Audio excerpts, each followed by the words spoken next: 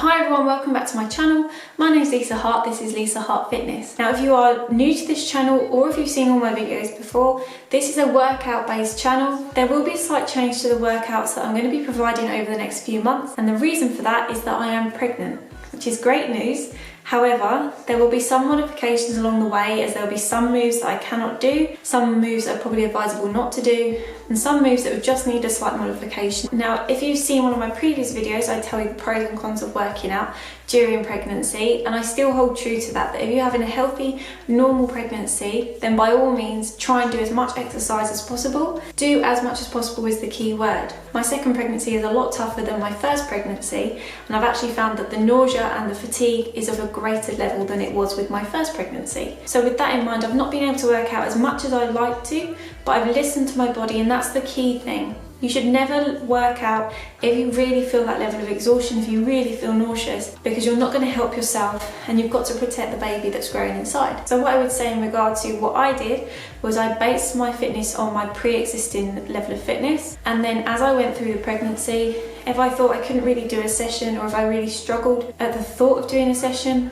it was probably best to avoid it. So I've actually only been doing about 2 workouts max a week over the last sort of 6 or 7 weeks. Sometimes I've not done anything at all. So one thing I've tried to do more for my mental health than anything else is to keep up my walking, so I can take my daughter out and we can enjoy our walks together. The walks have been scaled back. I've not been walking as far or for as long, just to make sure that I'm not fatiguing myself more, because I'm already tired by growing the child. So when I was in my first trimester, I made sure that when I was working out and when I was actually active, that any exercise that I was doing, I was still able to talk. And luckily I do work out with my husband, so one of the key things that I tend to do is I tend to talk to him. So as long as I can talk to him, I know that I'm still able to work out.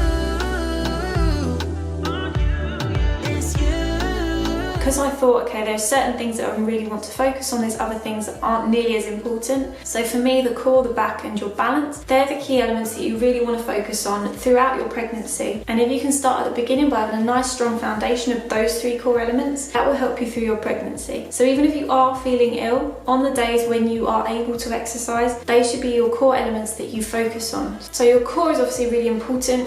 During your pregnancy, diastasis recti is going to affect your abdominal region. You're going to see your 6-pack abs basically move further and further apart. So you want to make sure that the wall beneath it, your intra-abdominal wall, is nice and strong throughout your pregnancy. That will help you with a better delivery, and it will also make sure that you have a better process for recovery. That being said, a lot of people get scared to do core exercises during pregnancy due to pre-existing notions. You can do core exercises, and that will be one of the videos that I will provide throughout different parts of my pregnancy, just to show you the modifications that I applied to make sure that I was keeping my core well in check. Another focus is your back. Obviously, as you shift your center of gravity, you are going to see your bump go forward, and that can increase your anterior pelvic tilt, and that can really affect your back. It can tighten those muscles and cause a lot of strain, which is why you can often get a lot of lower back pain during pregnancy. Key thing with that is to make sure that you're strengthening your back at all times. So when you are doing exercises, you're really focusing again on that core, but you are allowing yourself to stretch and strengthen your back, which again I will show with different exercises. The last one is balance. So balance will be compromised during pregnancy due to that change in your center of gravity. You want to make sure that if you're doing balance-based exercises, that those exercises are safe and controlled, and that you're not going to cause yourself any risk of falling, because that's obviously something we don't want to happen. So whether you lean on a chair, whether you're doing your balance exercises more on the floor, or whether you are using some form of support. One thing that I found during pregnancy myself was that I often found periods of feeling dizzy. So please make sure that when you are exercising, and one thing that I made sure to do was, if I was getting up from a seated position or a laying position, that I was doing it in a slow and controlled manner. That might eat into your next section of your exercise. It might cut your workout section by like 10 seconds, but it's better to do that than to get up too quickly and then feel dizzy and lightheaded.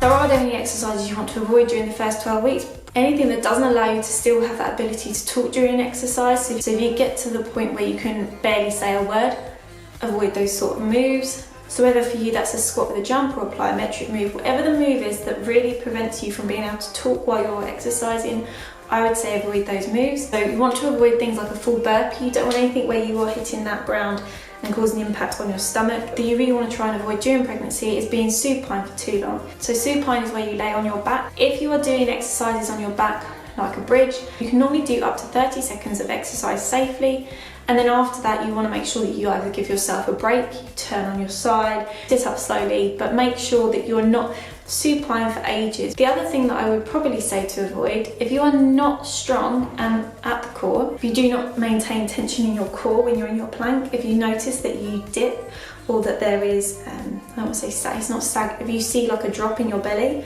I would definitely say to avoid those moves, because all you're going to do is put all that pressure on those rectus abdominis and really cause that diastasis recti further on in the pregnancy. So you want to avoid that. And again, like I said, there's going to be certain moves I'm going to show you and ways to build that up and show you how to control your breathing and how to control your abdominal wall when you are preparing yourself for an exercise.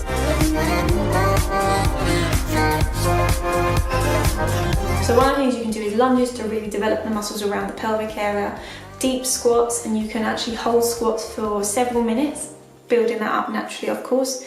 Focusing on things like your back extensions, bird dogs, cat cows, anything to really allow for those back extensions. You need to warm up more than probably what you would do normally when you were pregnant, because you need to make sure those muscles are working properly and that they are fully engaged for exercise. So one thing that will play throughout your pregnancy is relaxing, and you need to make sure that you are not overdoing it in terms of the amount of stretch that you're applying to a move. Now I know I said you can do a deep squat, and you can build that up very, very gradually. It can cause a risk because you can restrict the blood flow to the baby, and we don't want that to happen. I knew as soon as I felt pregnant, and I knew I was pregnant, you'll find that once you become pregnant, your focus and the drive that you have for exercise is completely different. So my goal pre-pregnancy has definitely changed to what it is now. When you become pregnant, it is really key to focus on the maintenance of fitness rather than having like an aesthetic based goal. So for me, fitness really changed, and it's just maintenance now for the next 6 months. I want to make sure that I'm strong during delivery. I had a C-section previously, so I want to make sure that if I do have a C-section,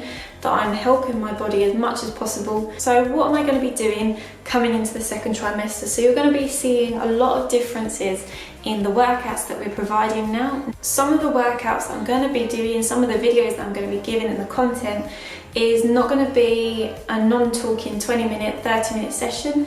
It's actually going to be driving you through and giving you key cues and talking you through certain moves. So it's actually really exciting because it's a different take on what I've been doing previously. Previously, a lot of my workouts were 20 minutes, 30 minutes, 35 minutes, 15 minutes, whatever it was time-wise, and it was a follow-along. Really key and beneficial to any workout, because some people, you just want to get there and get going. But I want to make sure that when it comes to this part of anyone's journey, when it is the pregnancy section, that you are really cued in on the right things to do to help you maintain that healthy, active lifestyle. So I want to make sure that everyone here that is pregnant, if they're doing those workouts, that they will provided in a safe manner. Some of the workouts will still be follow along. For those that are follow along with modifications, there will still be the ability to do them normally, but I will provide information on the types of modifications that you can apply so that they are not pregnancy modifications. So that's everything at the moment. So I'll be doing another talking video on pregnancy in a couple of weeks' time, just to tell you what happens during your second trimester, how that's compared to mine. Hopefully by then the nausea and the fatigue will definitely have been gone, so I can focus on that maintenance of my fitness and making sure that I'm preparing myself as much as possible. So I really hope you found this video useful, obviously if you are pregnant. If you did, or if you have any more questions about the first trimester, about what to expect even in the second and third, I don't mind answering questions on future parts. Please make sure that you do put them in the comments below, and I will make sure to get back to you on those. If you like this video, like it. If you haven't already, do subscribe to the channel, hit that notification bell. You'll be seeing more of me and a bigger me in the coming months. But other than that, it's bye for now.